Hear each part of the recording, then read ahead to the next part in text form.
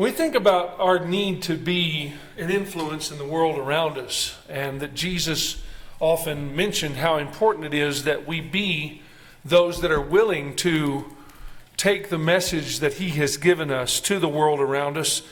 I think there's times that we kind of expect that it's going to be just some little unique, very ideal situation. This is going to be our time to really talk to somebody about Jesus, much like the song that we just sang about this message we need to carry forth about Jesus saving us. And that when we look in the Bible and we see examples of people and we think about, well, when is it that we can be an influence to help people follow Christ? Hopefully we realize that that's not something that's limited to just circumstances that might be considered ideal. I want you to think about what happened with Paul. We're not going to read all of Acts chapter 27, although it's a good read. It's a narrative of the things that happened as Paul was being transported from Jerusalem to Rome. And it's kind of an exciting story of what happened. It begins, he gets on board this ship as a prisoner. He's being taken to Rome because he had appealed to Caesar, and that appeal was granted, and this official proclamation you've appealed to Caesar you must go, which both by what you read in the book of Acts as well as what history tells us, this was once it was done in that way, he was going to be kept in prison to a degree until he would go before the emperor. But he's put on board this ship. They actually change ships and a little ways along the southern coast of what is now Turkey. They get on a ship that's on its way to Rome. And they go to the island of Crete. And they get to this island of Crete, and the weather's getting bad. It's kind of getting that time of year in the late fall when they're concerned about the way the weather's going to be.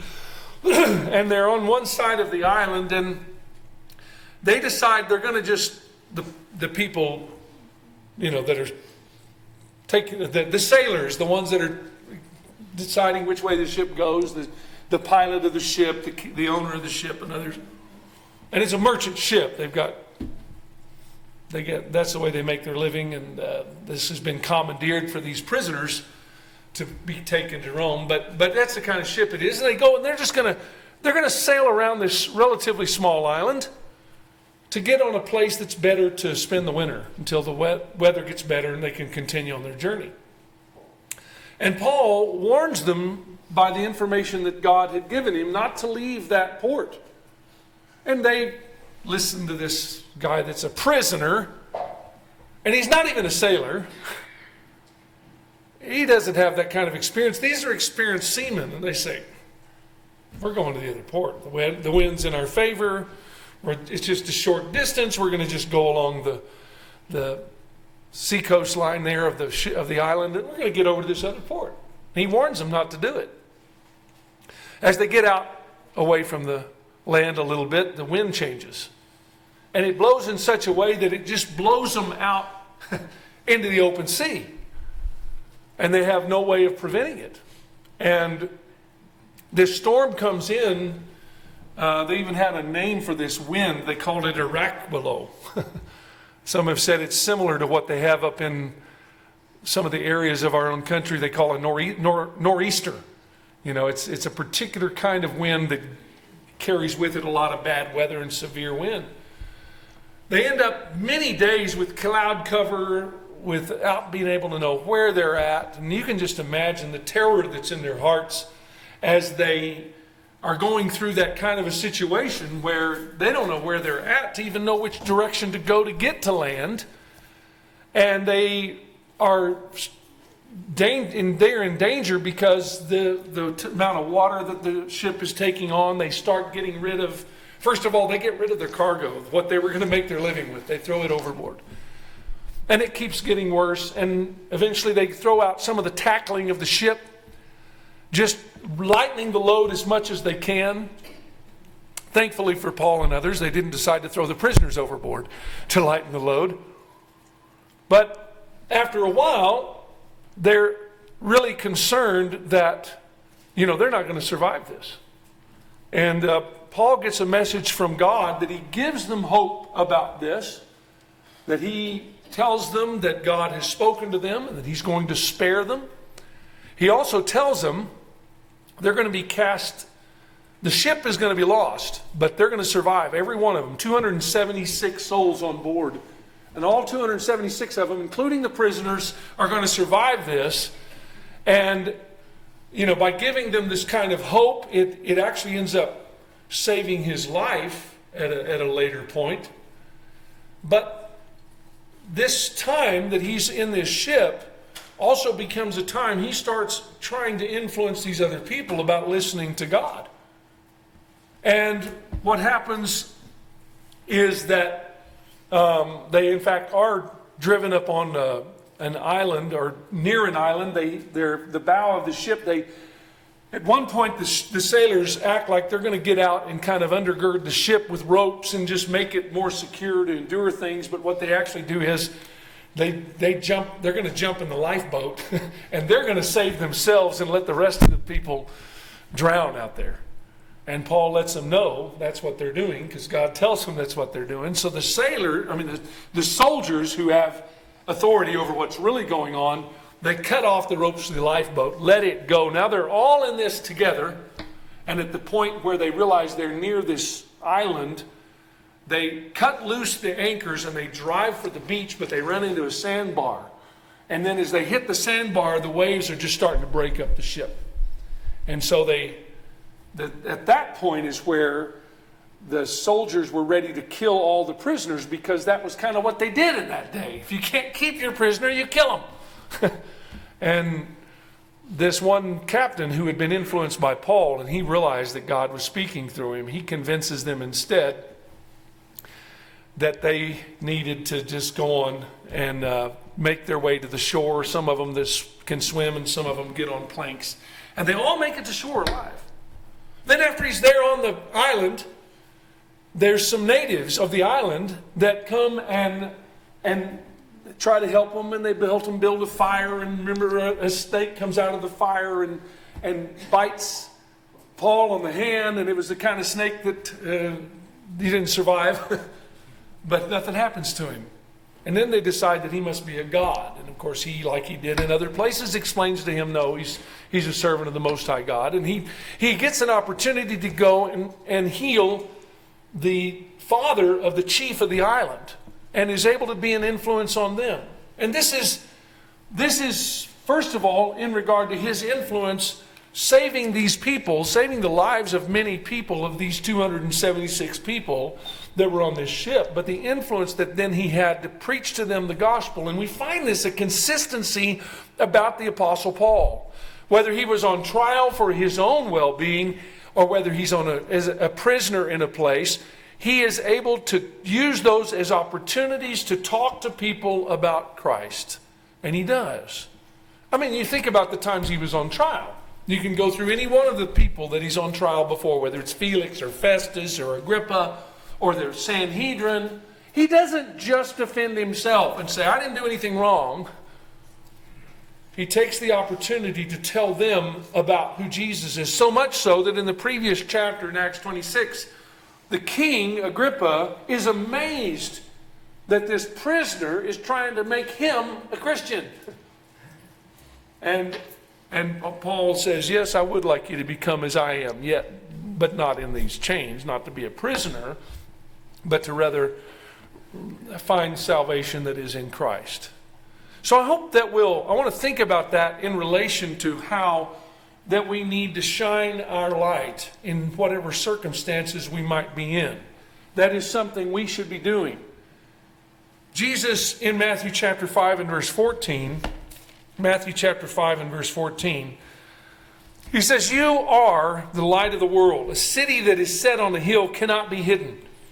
Nor do they light a lamp and put it under a basket, but on a lampstand, and it gives light to all who are in the house. Let your light so so shine before men that they may see your good works and glorify your Father who is in heaven. So as he's talking about this, you're the light of the world. Yes, we would say that the actual light is God and is Christ himself. And we shine forth his light. But there's a very practical sense, because you're the people that others come in contact with. You're the ones that they see. And so Jesus, as he's saying this, we don't need to be, if we really have this light in us, then it's something that should be reflected in our lives. And in the same way that a city set on a hill cannot be hidden. You know, you think about a city set on a hill, you can pick the one you want to, but even small places, when they're up on a hill, and you can see their lights from a long way off. I always think about Jerome when you're coming down Highway 89A. You can see Jerome before you can see Cottonwood, because it's up on the hill. And we have, when we think about us being Christians, and we're on a higher ground. We're making a decision to follow something more noble, something more significant than just the satisfaction of ourselves. He also says that people don't light a lamp and put it under a bushel. You know, why would you do that? I mean, we don't have lamps. We have lights we turn on. Why would we turn on a light and then cover it up?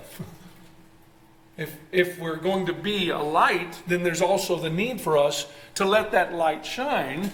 And as he says, this comes as a result of the things that we do. Let your light shine that they may see your good works and glorify your Father who is in heaven. It should be that it becomes active in our life. If Christianity is something that's just hidden deep inside of us and it never shows any manifestation, anything that's coming out from it, then what good are we as far as the influence of others? Just a reminder of something. I didn't put the scripture down, but in Philippians chapter 1, Paul is talking about, as he realizes that to live is Christ and to die is gain. I have this desire to depart and be with Christ, for it is very far better. But to remain in the flesh is more needful for your sake, meaning other people. He realized his value in continuing to live on this earth was how he could influence other people toward God.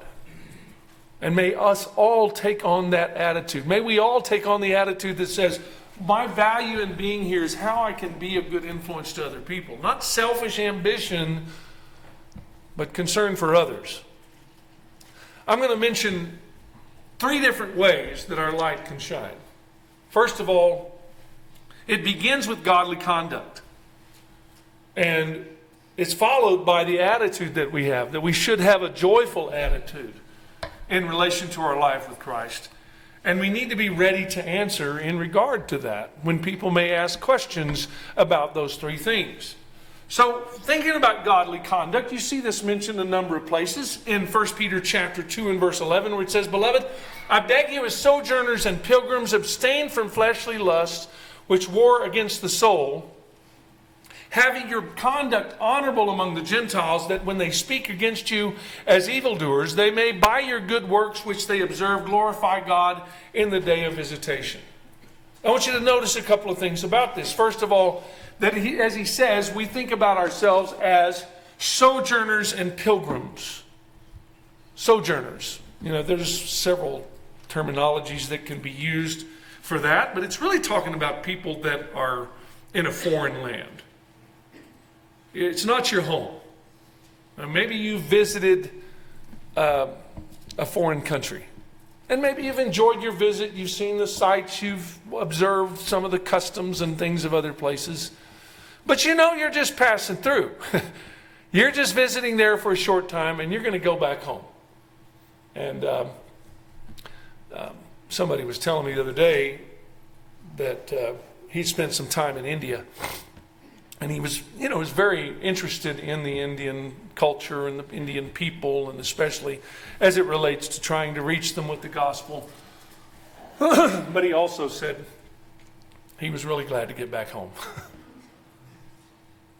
Because there are just things that they don't have there, that you might say we're spoiled. but we're very accustomed to things. And we know when we're somewhere else, we're there for just a period of time. And God is using that idea. We're just sojourning. We're just visiting somewhere. That's not our home. And God wants us to perceive that in relation to our entire life on this earth. We're not home. We're just, like the song says, this world is not my home. I'm just a passing through. My treasures are laid up somewhere beyond the blue. To really think about that, to realize, you know what, we're just here for a brief period of time. It may seem long at times, other times it seems pretty short. But we're just passing through here. And so, because of that, he takes that concept from this verse in 1 Peter chapter 2 and says, abstain from fleshly lust which war against the soul. Abstain from those things that are going to take us more and connect us more with the world instead of being more connected with God. We need to realize those things, though they may be appealing, there are things that carry us away from God rather than toward God. And really living a good life, as he mentions in that second verse, in 1 Peter chapter 2 and verse 12, he says, you have your conduct honorable among the Gentiles. And seemly is one of the other translations of that. What is appropriate to living for God is conduct that has to do with really living a good life, that even people who may not agree with you, may not believe what you believe, they typically will respect someone who is living right, treating other people fair, having a good standard of morals. There's not too many people that just have no respect for people. They may not feel like they need to. They may think, he's just wasting his time. There's really not anything beyond this life. Or there is people who don't believe there is a God. But he's a good neighbor. And he's kind and he's thoughtful. There is a certain amount of this that's going to be the thing that generally catches people's attention to begin with. And it's not that God tells us to live that way so that we'll be showing off to others, but rather that by doing so, there's a natural appeal and questioning that comes along the line of, why are you living that way? Why do you not talk like the rest of the world? Why is it that you don't make those choices? And he says, as he continues that passage, that when they speak against you as evildoers, they by your good works which they observe glorify God on the day of visitation. It's kind of like some of the things you read about the people that were persecuting Christians. You ever read Fox's Book of Martyrs? And the people that they were frustrated. In fact, some of the people that were ordered to carry out some of these tortures and persecution against the early Christians were perplexed at the way that the Christians' attitude toward what they were facing was still so good. They couldn't convince them to turn away from God. Like they did other people, they put their pressure on them, they would threaten them, they would do these other things, and these people would continue to just do what God wanted them to do, regardless of the ways that it would come on them. In fact, not only was it that they were willing to endure those things, many times they had a joyful attitude in the things they were doing. We begin with what happens in Acts chapter 2, in the first beginning point of Christianity, the beginning of the kingdom, the beginning of the church. And he says that they were continuing daily. This is Acts 2 and verse 46. Continuing daily with one accord in the temple, breaking bread from house to house. They ate their food with gladness and simplicity of heart, praising God and having favor with all the people. And the Lord added to the church daily those who were being saved. There's this mood among these early Christians that they're just interacting in such a favorable way that even the people that are just observing it, when it says they were having favor with all the people, it's saying, those people are really, they're really impressive. Those people are demonstrating something that hadn't been around probably in quite a while. And even when things got bad in the short-coming time, when they started persecuting Christians, and they take the 12 apostles, and these grown men, they beat them for what they were teaching. They were beating them because of their teaching about who Jesus was. All they had to do was be quiet. They'd already been warned that way. They threatened them before when they'd arrested Peter and John not to teach or preach any more in this name. And Peter answered at that point and said, "We cannot but speak the things which we saw and heard." On this occasion, as they said, "We told you not to teach or preach in this name," and he says, "We cannot. We must obey God rather than men." But they take him and they beat them. But notice what it says in regard to their beating. It said they departed from the presence of the council, rejoicing that they were counted worthy to suffer shame for his name. I don't know that too many people in that day, after they got a beating, would be rejoicing. Do you? And realize that in and of itself had an impact as the church, instead of being now threatened into oblivion, became even more aggressive in reaching other people. It says in verse 42, "And daily in the temple and in every house, they did not cease to teaching and preaching Jesus as the Christ." So we begin with godly living that is often going to make people, if nothing else, question and say, "Why are you doing this? Why are you not doing this?" We have the attitude that is significant because it needs to be an attitude that is not begrudging. And that's the other thing I want to say. Even in the midst of this persecution, it wasn't resentful. Why is God making us go through this? Why isn't God keeping these things from happening to us? Woe is me. So we don't even have to have that kind of problem. And sometimes we're grumpy about living for God. It should never be. We shouldn't. That may not be the best word for it, but it should be that we are happy to serve the Lord. And then comes the main matter of us being ready to answer. That we should be ready to answer, because that's a natural. That means somebody's asking a question. Why? That may come simply because of the conduct as well as the attitude. And so Peter says this in 1 Peter 3:5, "But sanctify the Lord God in your hearts." American Standard Version, "Sanctify Christ as Lord in your hearts. And always be ready to give a defense to everyone who asks you a reason for the hope that is in you with meekness and fear." So it begins with sanctifying, that is setting apart God as the Lord, as the master in our hearts. Christ as the Lord and master in our hearts. And then being ready, that implies preparation to answer. Why do you believe what you believe?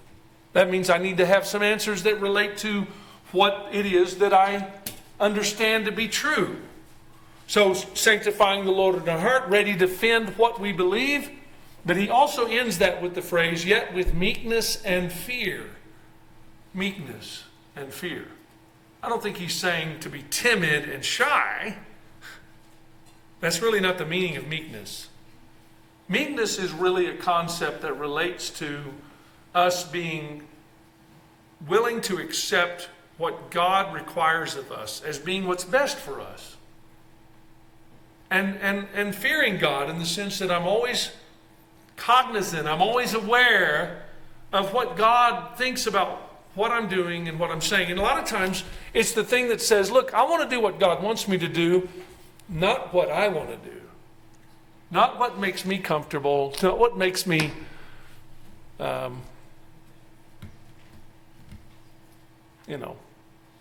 comfortable is the best word I can think of. Not just, sometimes we got to get out of our comfort zone a little bit because it's what God wants us to do. You ever been in a situation like that where you're thinking, I could say something right now that could lead us toward a discussion of God and of Christ and of people's life with God. It could get real complicated. It could get a little bit uncomfortable. It could be something that maybe they ask some questions I don't know the answers to. It could be some things where, we end up in a disagreement about things.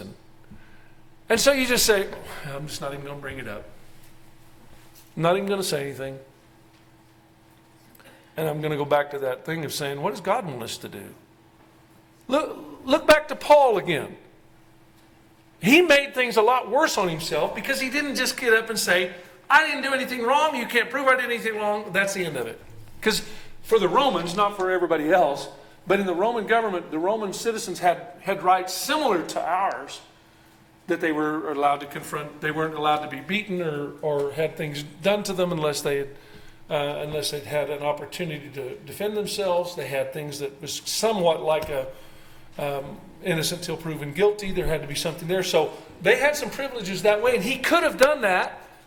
But instead, he takes the time to talk about the very things that got him there to begin with, bringing up his confidence in Jesus being the Messiah and risen from the dead, and the things that are found in him that just infuriated his accusers and made things worse for himself. But in the process, he's getting the word out to more people. We don't know how many people he might have influenced. When I'm saying that in regard to Paul, there were times when you had just a few people. There were times when you had the whole Sanhedrin. There were times when you had the governor and just his immediate staff, if you want to call it. And there were times when they brought out these huge crowds. When Agrippa was there, they're bringing out a huge crowd. It's a big bunch of pomp and circumstances. They're bringing them out. And he's talking to a large group there. Who knows? Who knows whether there were people in those crowds who had never heard this before and they became Christians. We're not given all the details about that. We know that later on, when he's in Rome, he ends up converting some of the people that were his guards. He mentions that to the Philippians. That there were people that become Christians. There was a Roman official on the island of Cyprus named Publius that was converted. But what I'm saying is this. It's that same thing that was told to Isaiah where God said, my word will not return unto me void. In other words, it's not our job, it's not our responsibility to make the decision about how people respond to the message. That ball's in their court. That's up to them as to how they respond. It's our job to get that message out. And it is our job. It's why we're here. That we need to get the message out. And to think about that as when we think about how we answer, not to shut doors to make it where I'm just going to shut down this conversation, but how we can find ways to encourage people to seek out answers from God himself. When we think about being ready to answer, that involves obviously being ready. And it also involves us being willing. And it involves us being able. We use that phrase a lot of times. Ready, willing, and able.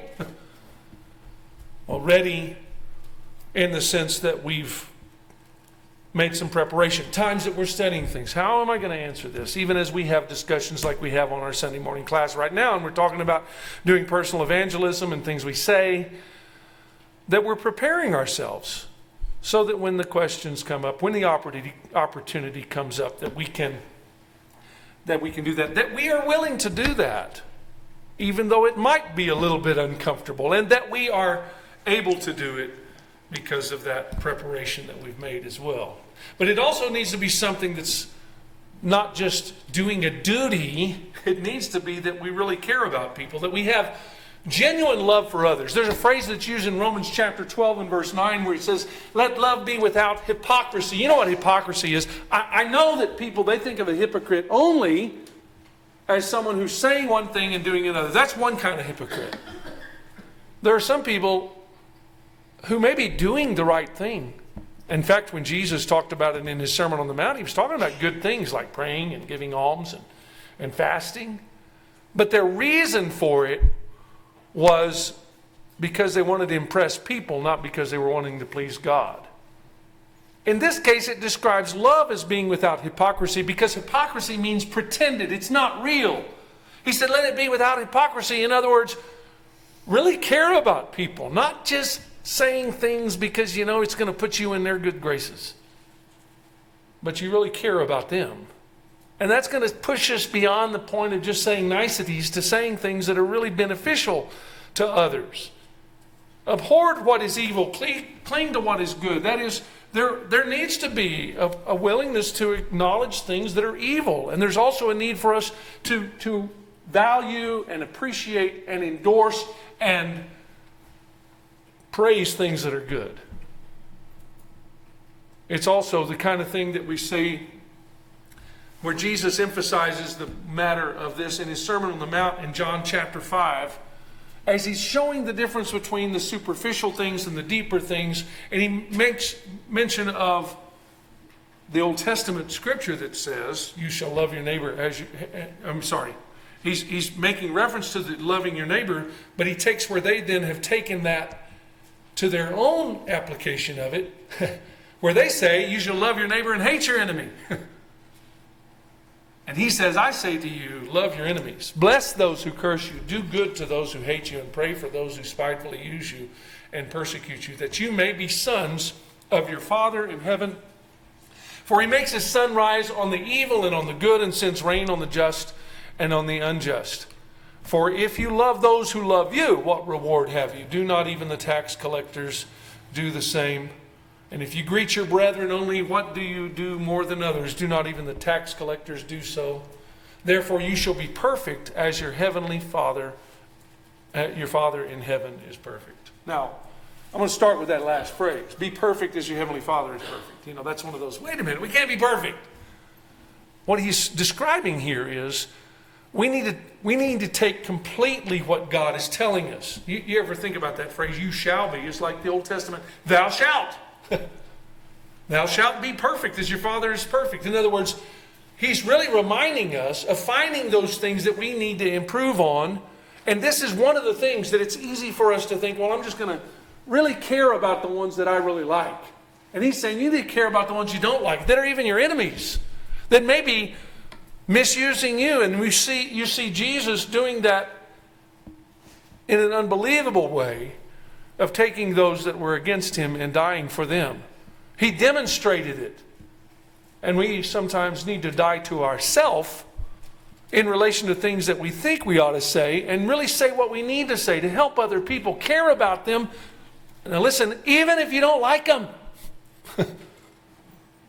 That may sound strange to say you're going to love someone you don't like, but you really can. And when Jesus talked about loving your enemies and praying for those that spitefully use you, he's saying these are people you're not necessarily going to like, but you're going to care about them because God cares about them, because Christ died for them. So love, genuine love, really caring about others, is going to motivate us for God's sake. Not because they deserve it, but because God, and demonstrating that in a way that we can never completely match, but we should strive for as we try to care about those and care about them spiritually, care about their needs with God. Realize that a lot of things we can do and say that might relate to just insignificant things are a little easier than talking about things that are really significant about their life with God, their eternal destiny, the hope they can have in Christ. And Paul emphasizes that in 1 Corinthians chapter 13 as he's trying to instruct them about their exercise of the spiritual gifts, whatever they might be, speaking in tongues, speak prophecies, other things, that they needed to do, have the right motive as they were exercising these things. And he mentions this in verse 1 of chapter 13. Though I speak with the tongues of men and of angels, but I don't have love, I become a sounding brass or a clanging cymbal. I'm just making noise if my motive in it is not concern for other people. He says, though I have the gift of prophecy and understand all mysteries and all knowledge, and though I have all faith so that I could remove mountains, but I have not love, I'm nothing. And realize that he's talking about love. It is directed. Love is directed at others. Yes, there's love of God and there's love of other people. But it is not just, it's not self-love. It is loving others. It's caring about others. And it is necessary for our things to be valuable. 1 Corinthians chapter 13 and verse 3, though I bestow all my goods to feed the poor, and though I give my body to be burned. Now look at the list of all the things he said. He said, if I don't have love, profits me nothing. So he talked about having, if I had all these spiritual gifts, if I knew everything there is to know, if I'm giving up myself, but my motive is something other than loving others and loving God. He said, it's nothing. There's no value. God knows not only what we're doing, He knows why we're doing it. And so sometimes that's where things need to change. When we're thinking about shining a light to others, and it will probably come through in one way or another. If our motivation is something other than genuine concern for others, it's probably going to show through. As somebody said, I've heard it attributed to Teddy Roosevelt, I'm not sure. People don't care how much you know unless they know how much you care. And you can think about that in a number of situations that's the case. And it can be that if our actions are not what they're supposed to be, and we're not saying the things we need to say, or we're not having the attitude, our motives, our reasons are wrong, then are we really shining light, or are we just making noise?